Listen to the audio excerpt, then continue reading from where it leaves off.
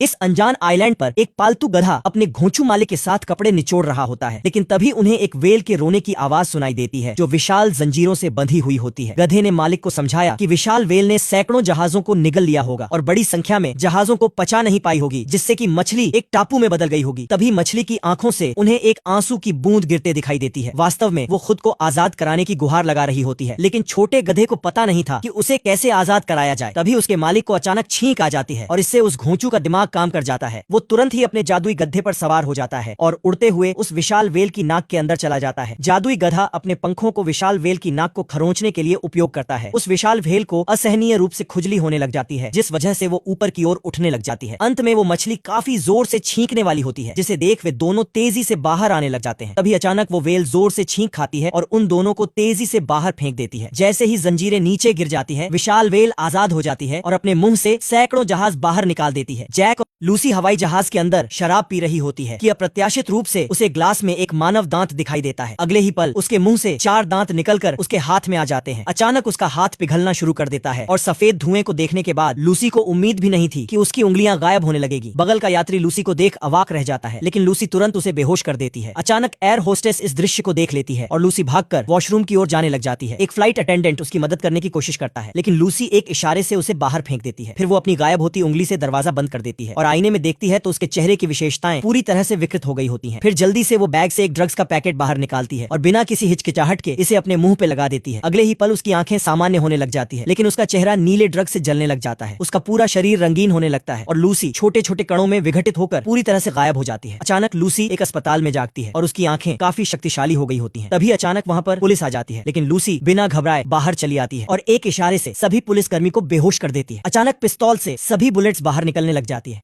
इस अरबपति आदमी को गाड़ी चलाते वक्त अचानक हार्ट अटैक आ जाता है और अगले ही पल उसकी मौत हो जाती है। उसके अशिक्षित बेटे को उसका सारा धन विरासत में मिल जाता है और उसकी बेटी जो एक अच्छी लड़की थी उसको केवल एक रहस्यमयी तहखाना मिलता है। पहले तो एली को लगता है कि उसके पिता ने उसके लिए एक भूमिगत तिजोरी छोड़ी है, लेकिन जब वो तहखाने के अंदर दाखिल होती है तो वहाँ पर केवल एक जर्जर चेहरे वाला बूढ़ा आदमी मौजूद होता है। एली हैरान होकर उस बूढ़े इंसान की सांसें चेक करने के लिए जाती है, लेकिन बूढ़ा आदमी अचानक एक अजीब सी चीख निकालता है। फिर उसका पूरा शरीर कांपने लग जाता है। एली इतनी ज्यादा डर जाती है कि वह भागकर बाहर चली आती है। वह हैरान थी कि उसके पिता ने उसे विरासत में ये बूढ़ा आदमी क्यों छोड़ा है। अगले दिन वो सच्चाई का पता लगाने के लिए फिर से कॉलर के पास जाती है और बूढ़ा आदमी जब सो रहा होता है तो एली चुपके से उसके फिंगरप्रिंट्स ले लेती है, लेकिन बूढ़ा आदमी अचानक अपनी आंखें खोलता है और एली के बारे में सब कुछ बताने लग जाता है, जिसमें उसका बर्थमार्क भी शामिल होता है। एली काफी अचंभित हो जाती है और जल्दी से उंगलियों के निशान चेक कराने के लिए भागती है। वो पहचान के लिए पुलिस स्टेशन में एक दोस्त के पास जाती है, लेकिन जांच का नतीजा एली को पूरी तरह से हैरान कर देता है, क्योंकि वो बूढ़ा आदमी ही एली का असली पिता होता है।